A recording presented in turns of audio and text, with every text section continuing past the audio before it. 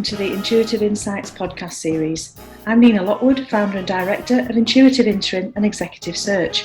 Throughout this series, I will be sharing engaging conversations with talented leaders from across the UK transport sector.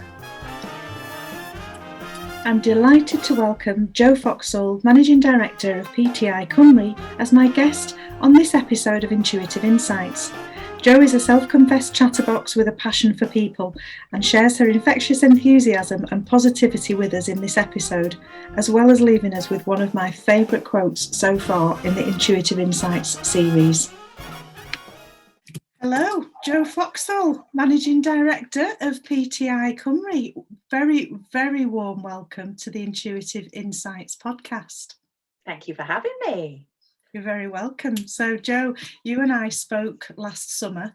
I loved hearing about your role and I loved hearing about your approach to it and juggling things with your twins and just your approach to life was so positive and infectiously so that I was really keen to share your story with our podcast listeners. So thank you for joining me. I think we'll start off in time-honoured fashion and talk about your career and your current role. I think if we can start with that, Jo, could you tell us about your current role as Managing Director at PTI Cymru, what that entails, and follow that up with some context for us in terms of how did you get there? Okay, well, as you've said, I'm currently the Managing Director of PTI Cymru here in Wales. And PTI Cymru is the organisation that was set up to initially deliver the Travelline service here in Wales. So we are funded by Welsh Government to provide public transport information for all bus, coach and rail services, but we also provide information on behalf of walking and cycling groups as well. So it's a whole host of information. So my daily role is to head up the organisation to deliver the strategy and the business plan and to generally kind of sail the ship. But I've got a hugely talented team who are beavering away in the background working on the various bits of the business. So we deliver the Travelline service, but we also do a number of other projects on behalf of Welsh Government. So we handle the My Travel Pass scheme, and we also have a commercial side to our contact centre. So we handle a number of commercial contracts on behalf of various organisations across Wales. So that includes the likes of National Rail Inquiries, Transport for Wales Rail, Book a Bus. We also do stuff for the National Eisteddfod. So it's a whole host. We provide bilingual customer support and that sort of thing. Fantastic, brilliant. And I will admit to the audience, I had to check my pronunciation before we started recording to make sure that I was getting Cymru right, which is terrible because I think I mentioned to you I was born in Wales, so I really ought to know better.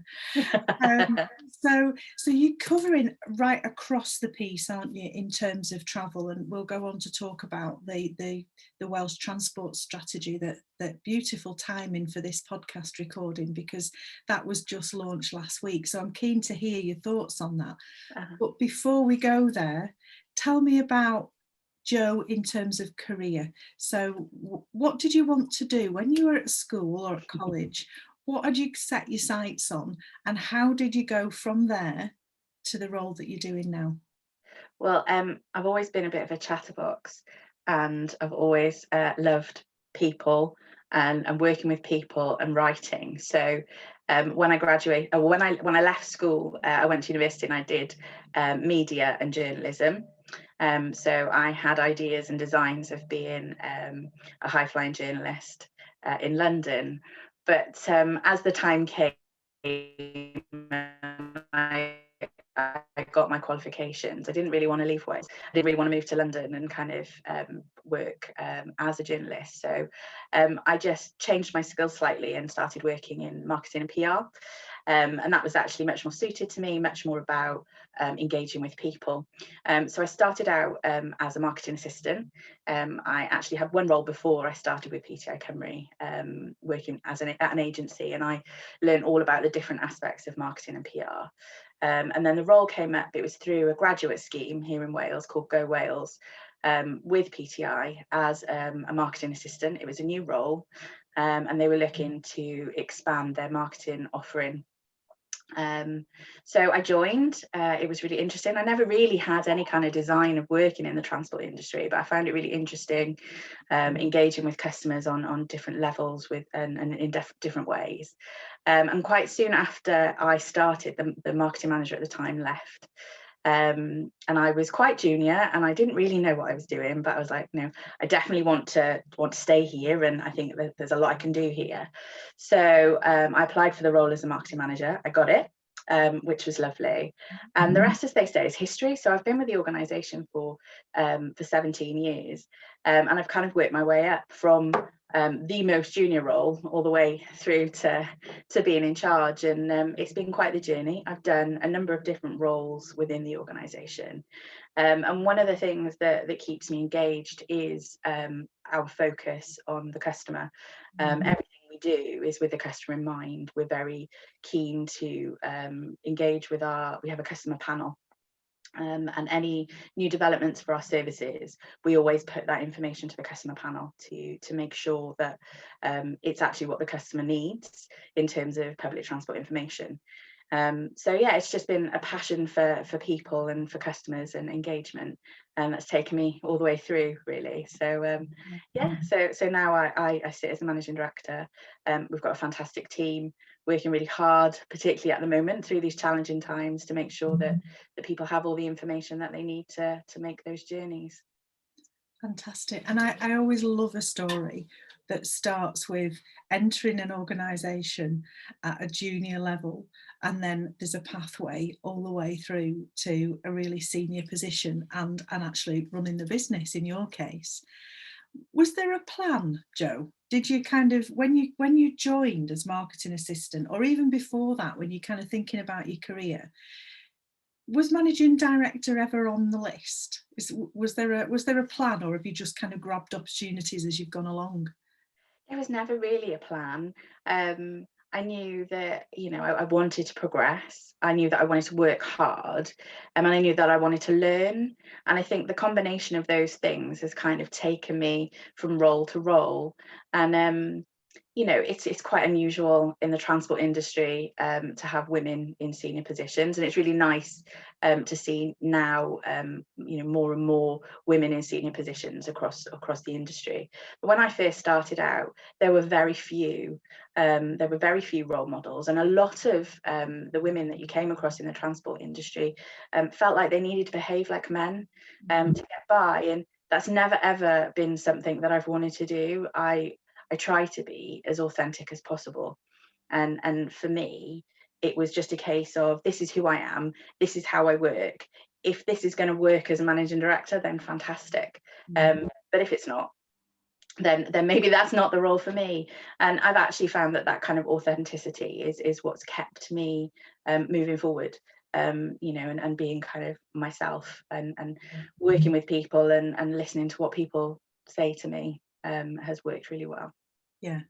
I think there's so many of the people that I'm privileged enough to speak to in this type of conversation. This is what really comes across for me, is that importance of being yourself. And some of that comes with being more, kind of progressing in your career and getting to a point where you understand who you are and what makes you tick. And you've known for a while that it's the people side of things, and that's why the marketing and the PR really grabbed you. But obviously, working in an organisation and leading an organisation that is so focused on customer, it has to be about the people, doesn't it? And if that wasn't coming from you, and I'm kind of going like this because it feels like it comes from your heart, it has to come from there to feel it, and to kind of, what you see is what you get. Yeah, absolutely. You can fake that for a little while, but you can't fake it forever. And I guess it would become exhausting if you tried. It has to come from the heart. And I've learned very much over the last 12 months that so much of this needs to come from the heart, and from the gut feeling, really, about what the right thing is to do, particularly when there's no rule book. Yeah, absolutely. And along the way, so a couple of years ago, you won an award, didn't you, for the Institute of Directors Young Director of the Year? So Yes. congratulations for that. And what did they particularly see in you, Jo, for that in order for you to win that award from them? Because that is hotly contested, isn't it? Yes, absolutely. I particularly like the fact that it's Young Director of the Year. That's my greatest accolade to date, is the fact that it was the Young Director of the Year. I think they really liked the progression, like you said, the progression and the story of my career, and working my way up through the organisation. And then there's things like, obviously we've managed to grow the team over the last few years. We've managed to add an additional premises to our building. We've taken on more high profile contracts for the contact centre. And we're boasting, really high levels of customer satisfaction across the organisation. So I think it's probably a combination of all of those things. Yeah. We've also got a really good team that kind of help write these applications, which probably has something to do with it as well. Absolutely. I think the application is always key, but there has to be some substance for those people, for those clever writers to work with in the first place. So, Yeah. and I think everything you've said, in terms of your focus on growing your team, but then there's the commercial element as well, because it's all well and good doing what used to be laughingly referred to in the old days as the soft skills. It's already well and good having those, but Yeah. if the commercial side isn't there, then it's not a viable business. But you're going from strength to strength, aren't you, with winning these new contracts? Absolutely. And, for us as an organisation, the last 12 months has been very difficult. But we've also managed to add some really great contracts to our portfolio. So we're just about to take on the Travelline England calls from the 1st of April. So we'll be handling both Travelline Wales and Travelline England, which will be fantastic. And we're also working with CADU. I'm not sure if you know about CADU, but it's an organisation in Wales that looks after all of our castles and historic buildings. So we'll be working with them from the 1st of April, handling their pre-booking for their site. So obviously, to ensure that they're COVID safe, they have to limit the number of people that can attend. So we'll be supporting them in handling those pre-bookings. So it's really nice to be able to add those types of things to the portfolio. It's really good for the team to have something to focus on, and the fact that we're growing when so many businesses aren't at the moment, it's just really great for us. That's fantastic. And as you're talking to me, I'm kind of like, oh, right, so there's opportunity there, isn't there, with the castles and the historic buildings, because you can link that with the transport. So how are people going to get there? And this kind of, oh, right, so how does that work? So which is taking me into my next question, really, Jo, because I guess because of how you are, in terms of you've got a very positive outlook on life, the marketing and PR backgrounds are kind of having a creative attitude as well, and view of the world. I'm really keen to hear what you think is the kind of view of the future. So as we're moving towards being released back into the wild again, and I'm very jealous that you've already been the hairdressers. We've got to wait till the 12th of April for that, so I'm very jealous. But as we are all released back out and we get our freedom back, and the transport industry and the UK economy at large needs to build itself back, what are you seeing as the opportunities? So I think there's a phrase that's been used quite a bit, sort of, that's called build back better. And I think there's such an opportunity here. The transport sector has just been stripped back so far. And it's just been a hugely challenging time for everybody. But there is so much opportunity to restore people's confidence, firstly, in public transport, and all the other modes as well. And kind of the world is going to be changed, isn't it? It's going to be forever changed. You've got people that are going to continue working from home forevermore.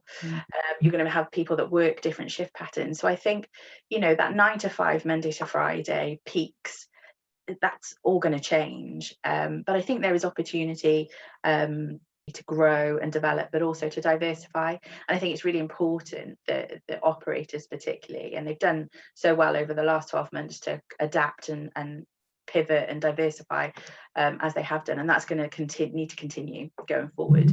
We've got new services in Wales called Flexi, which is kind of a demand responsive type service. So I can see there's going to be an emergence of more kind of options like that, where you'll have smaller services but running on a more demand basis. We personally, so we provide information, we have a cycle planner on our website, and we've seen consistent growth through the last 12 months through lockdowns, where people are obviously looking at different ways that they can travel. So obviously more people looking at cycling and walking as options. If people are either working from home or working more in their local community, that's reinvestment in the local high street, which has obviously been decimated across the UK. You know, they're not driving into work every day, so you know, there might be the option to walk or cycle or get the local bus. So I do definitely see there's so much in the way of the opportunity. I think, you know, as you said, I'm a positive person. I think we really, really need to take the positives out of this going forward. I think that there are a huge number of opportunities, like you've just said, and I get quite excited about things like the, you know, around the community hub, for example.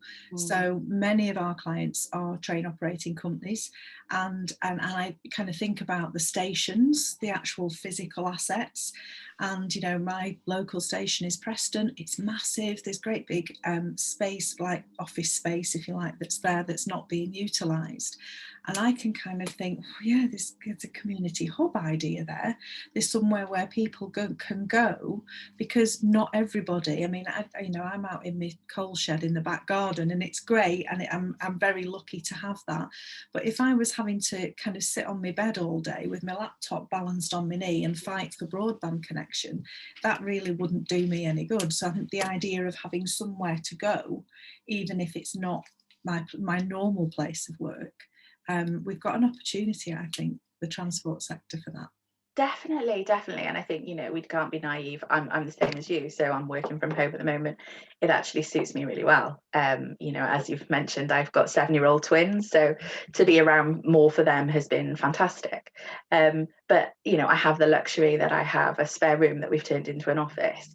Not everybody has those options, and actually it's not good for everybody to be shut away, you know, not seeing people. And I do miss seeing people, and I am looking forward to when we'll be able to, you know, meet face to face again. But yeah, so I think those community hubs, I think, are going to be a fantastic option for those people that don't want to go back to, you know, the normal 9 to 5 Monday to Friday, but want something kind of midway. Yeah, just to have a different option. Yeah. And so that kind of leads quite nicely into the last 12 months, Jo, of the lockdown experience. So many people, it's really easy, isn't it, to kind of look at the downsides to that, of which there are many, and it's been awful. And I think this third lockdown has been really, really hard for even the most resilient people. It's been tough, but there's also some learning opportunities and some things to reflect on, and what do we want the new normal to look like. And I'm really interested to hear from you. What have you learnt? What over the last 12 months, what's been different for you? What do you want to keep, if anything, when we kind of emerge back out into the light again? How's it been different? What's been the upsides? I think for me, I've learned that I'm stronger than I ever thought I could be. And it's back to, you know, what I said before about making decisions from the heart. And, you know, as organisations across this country, we've had to make some really challenging decisions. And luckily, we've been in a position where we've not had to lose people. But actually, for me, the very first priority was to make sure the team was safe. So we run a 50-seat contact centre up in North Wales, and the priority was to get that team and also our Cardiff team set up working from home as quickly as possible. And we actually closed our offices on the 16th of March last year, so a week ahead. So we gave ourselves an extra week, but we could feel it was coming. and you know, getting a contact centre. Never thought that was possible, to get a contact centre set up to work from home, but we've done it and we're still doing it. And you know, the guys are doing fantastically, and it's just a whole new way of working for everybody. And you know, we've taken so many positives from that. We've actually given notice on our Cardiff office, so the Cardiff team are we consulted with them, and they are actually happy to continue to work from home.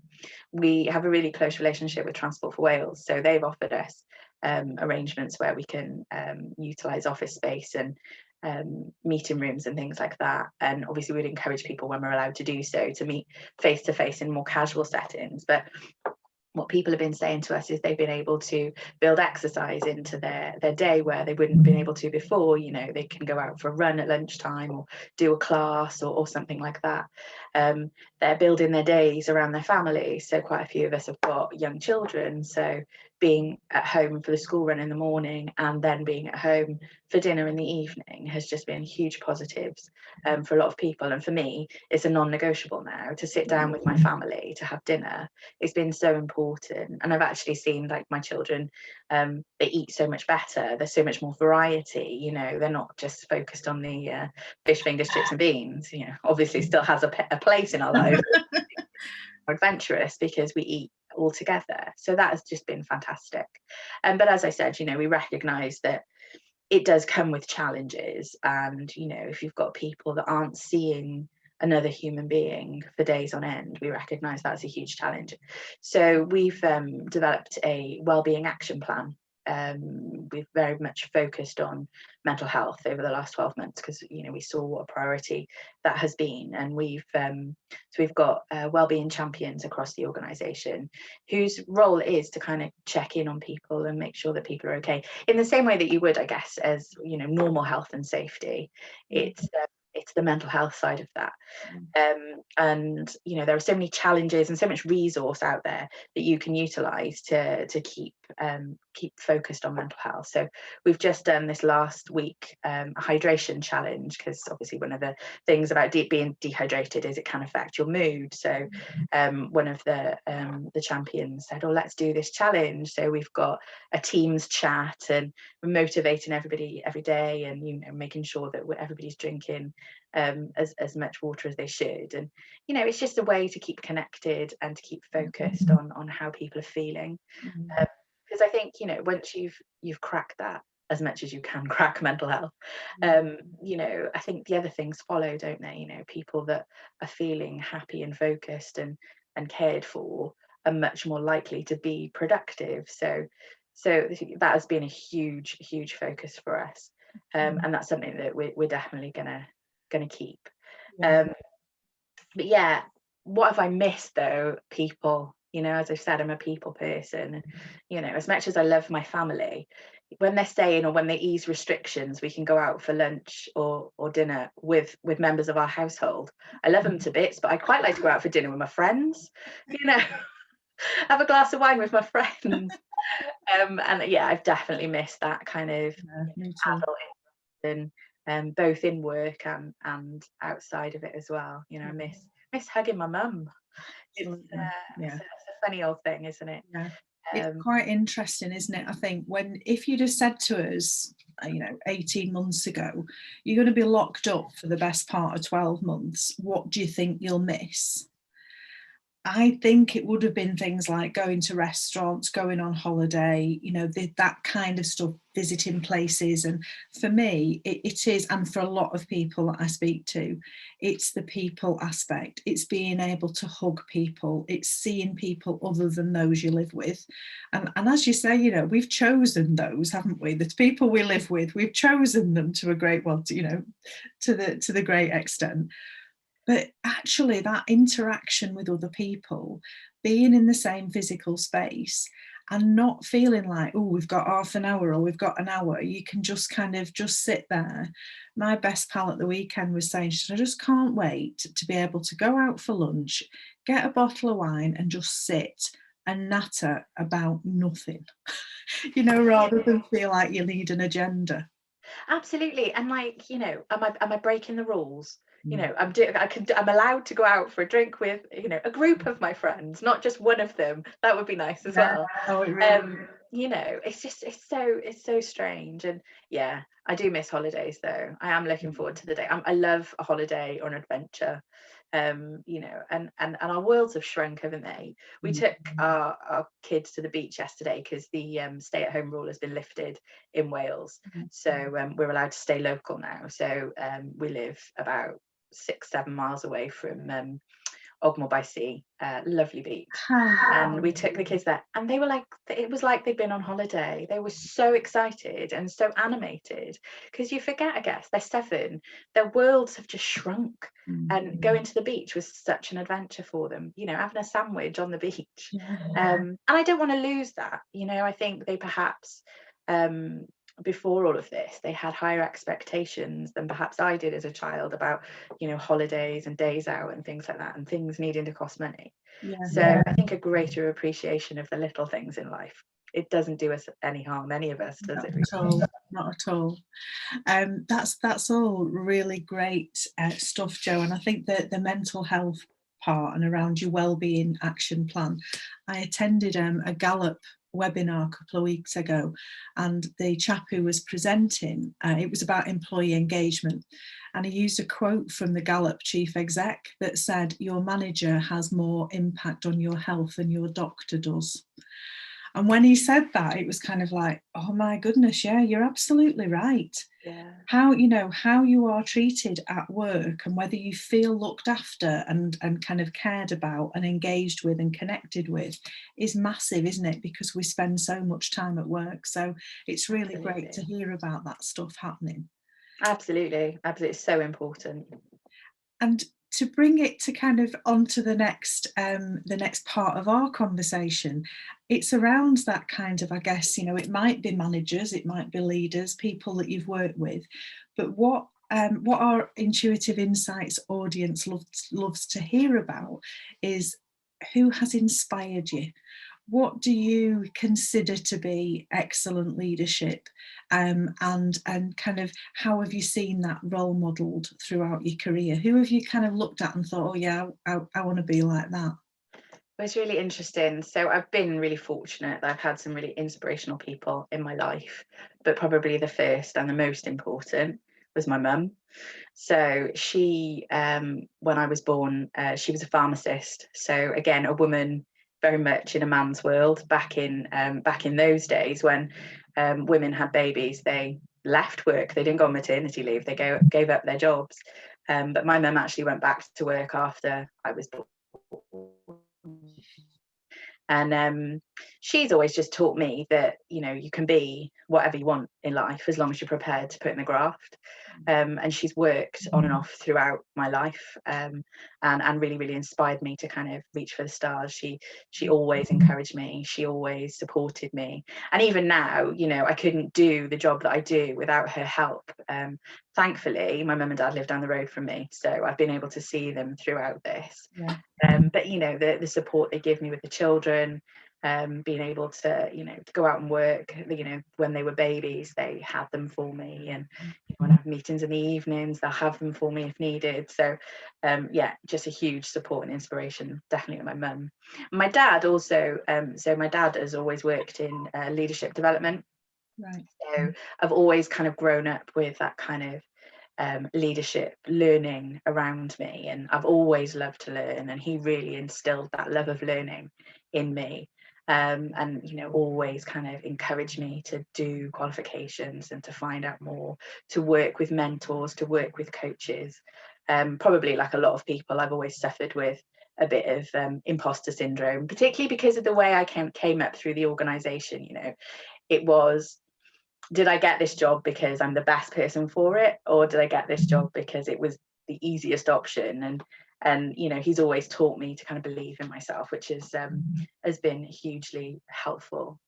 My kids, just daily inspiration for me. They were born at 28 weeks, so very, very early. They're twins, and they came into the world fighting. And I think it's I don't know, sort of, I know quite a few adults that were premature babies, but also children, and they're just so strong. You know, we were really lucky that they were just really tiny when they were born, and they were in special care for 6 weeks, and then they came out and just needed to grow really. But they're just so brave and so strong. They're just amazing. And then I'm really lucky that I've worked with some really fantastic leaders. So my board is made up of sort of leaders within different bus and train companies across Wales, local authorities, sort of customer reps. And they've all sort of come at it from a slightly different angle in terms of leadership. And, they've all supported and championed me through the organisation. And especially the last 12 months when their own organisations have been really struggling and really affected in the same way the rest of us have. They've always had time to listen to any worries that I've had and provide, that kind of advice and support, which has that's been fantastic. In terms of like in the wider world, I've always been, well, certainly in the last 12 months, been really impressed with Jacinda Ardern. I just think that she's phenomenal. The way she's handled this whole thing, and I know, they've had problems themselves, as we all have as nations, but I think she very much approached this as I would like to approach leadership, with the people at the heart of it. She very much focused on keeping people safe and taking care of people. And I think that stood them in really, really good stead. And I think we've got a lot that we can learn from how they're handling things over there. Absolutely. And I think the thing about Jacinda Ardern as well, for me, is that to come back to a word you used earlier, I really feel like with her, she is very, very authentic. Definitely. What you see is what you get. And that builds, I think, just instills trust. Because I don't think there's any side to her. She is that, there you go. This is what I care about. This is what I believe. This is what I've made the decision to do. And that just gives you the confidence that, she's been willing to take a decision. She's stood up to be counted. I'm making this decision and I'll kind of, stand or fall by it. Just gives you that extra bit of trust that absolutely you might not have in all politicians, shall we say? Absolutely. And I think, we can identify with her, can't we? She's a human, she's a mother. She's been very open about that from the start. She doesn't pretend to be anything, and she's not driving around in a glitzy car, or she feels like one of the people. And I think that's really important, that your voted people represent who you are as individuals. So no, she's fantastic. Yeah, no, I'm with you there. Absolutely agree. And one last thing to ask you before we end our conversation, and as happened last time, I feel like I could chat to you for the rest of the afternoon, quite honestly, Jo. But if you could leave us with a quote, please, that has kind of inspired you or means something to you that that you'd like to share with our audience. Well, like I said to you earlier, it's a little bit cheesy. So when I was little, my favourite film, was still probably today, was The Wizard of Oz.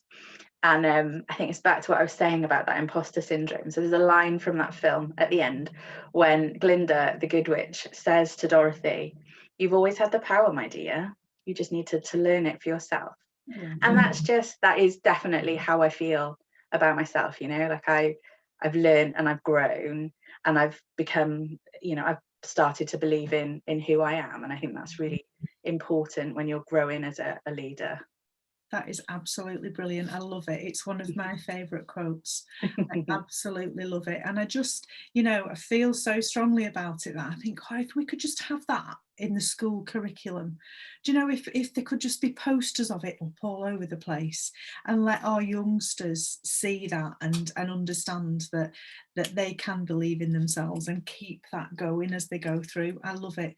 But as you say, with the imposter syndrome, when it creeps in, we have to keep pulling ourselves back to remind ourselves what we're capable of, don't we?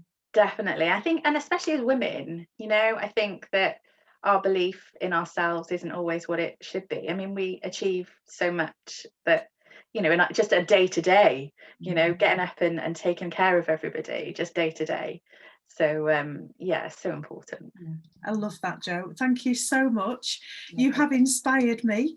You've lifted me up. I've had a challenging day so far with one thing and another, and this conversation with you has really lifted me. So thank you for No that. problem. Thank Thank you for you. being a really lovely guest on our Intuitive Insights podcast, and enjoy the rest of your day. Thank you for having me. Have a good day. My huge thanks to Jo Foxall for sharing her thoughts and career story to date on this episode of Intuitive Insights. Please do join us for the next one in 2 weeks' time. Take care.